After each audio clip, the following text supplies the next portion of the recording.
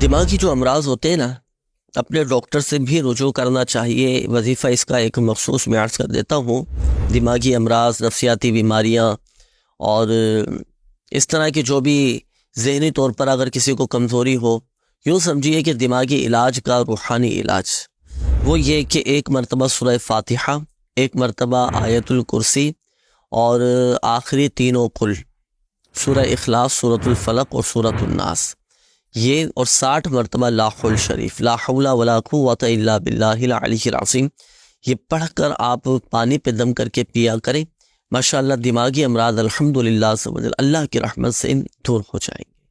بس شرط یہ ہے کہ دیکھیں پابندی کے ساتھ، مستقل مزاجی کے ساتھ لگ کر اس وظیفے پر عمل کیجیے گا۔ اور اگر دماغی توازن کو زیادہ ہی خراب ہے تو آپ کے والد ہیں، والدہ ہیں، گھر کا کوئی ایسا فرد جس کے تلفظ درست ہوں، اس سے یہ وظائف پڑھوا لیں، پڑھوا کر پانی پہ دم کروا کے رکھ لیں، اور پھر یہ دم کیا ہوا پانی ماشاءاللہ آپ پیے، اللہ نے چاہا تو شفا حاصل ہوگی، دماغی امراض آپ کے دور ہو جائیں گے ماشاءاللہ۔